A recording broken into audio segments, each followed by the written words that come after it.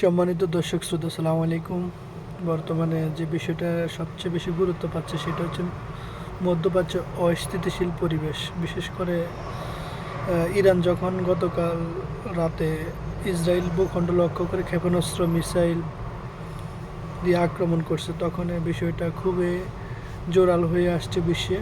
এবং কি এর মধ্যে জাতিসংঘ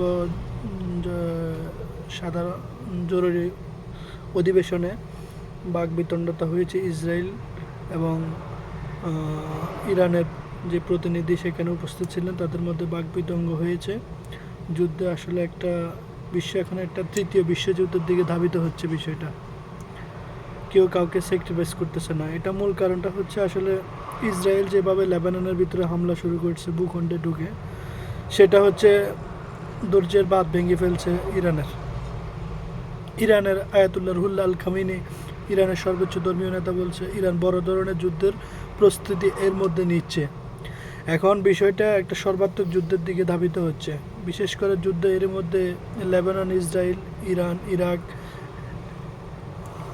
পার্শ্ববর্তী ইয়েমেন যুদ্ধে জড়িয়ে পড়েছে। এখন মধ্যপ্রাচ্যে অস্থিতিশীল পরিবেশ তৈরি করার চিন্তাভাবনা করতেছে ইসরায়েল ইরানের পরমাণু স্থাপনায় হামলা করারও ইঙ্গিত দিয়েছেন, কিন্তু শুনতেছে মার্কিন প্রেসিডেন্ট জো বাইডেন সেটা আপত্তি জানিয়েছেন।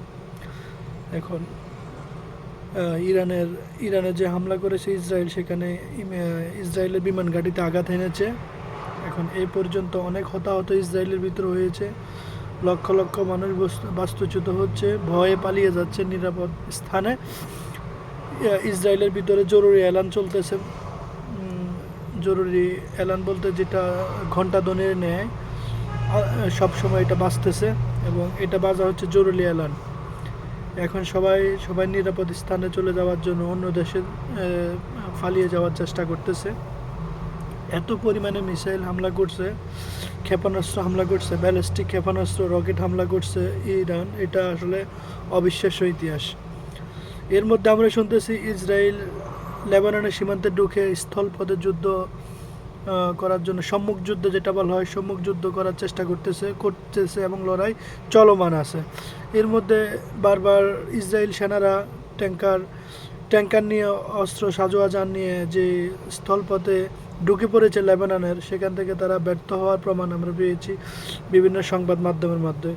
তো স্থলপথে যুদ্ধ তারা পিছু হটার চেষ্টা করতেছে ইসরায়েল। এখন আকাশপথে তারা এখন চেষ্টা চালিয়ে যাওয়ার সম্ভাবনা আছে।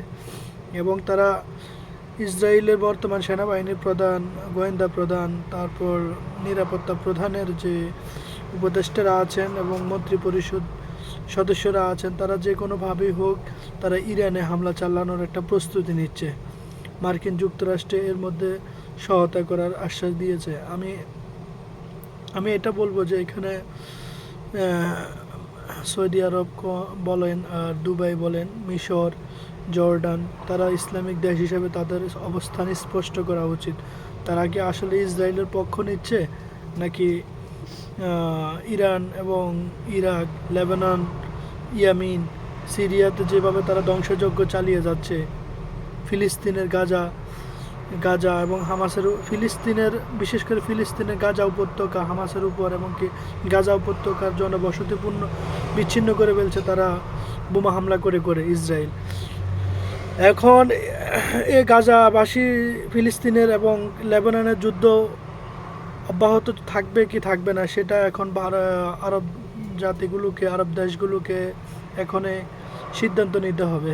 আমি মনে করি এর মধ্যে রাশিয়া, চীন ইরানকে সহায়তা করার ঘোষণা দিয়েছেন, এবং আমি মনে করি রাশিয়া, চীন যথেষ্ট ভূমিকা রাখবে এবং কি ইরানের পক্ষে থাকবে। তারা অস্ত্রশস্ত্র দিয়ে, পরামর্শ দিয়ে এবং কি টেকনিক্যাল বিষয়গুলো দিয়ে তারা সহযোগিতা করবেন। এখন সৌদি আরব বলেন, দুবাই বলেন, কাতার বলেন, জর্ডান বলেন, মিশর, তারা যদি পদক্ষেপ না নিতে পারে, সিদ্ধান্ত না আসতে পারে, তাহলে লেবানন ধ্বংস করে ফেলবে ইসরায়েল।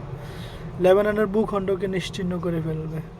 হাজার হাজার লক্ষ লক্ষ হতাহতের ঘটনা ঘটতে পারে। তো আগাম সিদ্ধান্ত নেওয়া ইসরায়েলের এই বর্বরতা থামার, যুদ্ধবিরতিতে যাওয়ার এবং যুদ্ধ বন্ধ করার কী পদক্ষেপ নিতে পারে সেটা এখন দেখার বিষয়। আসসালামু আলাইকুম।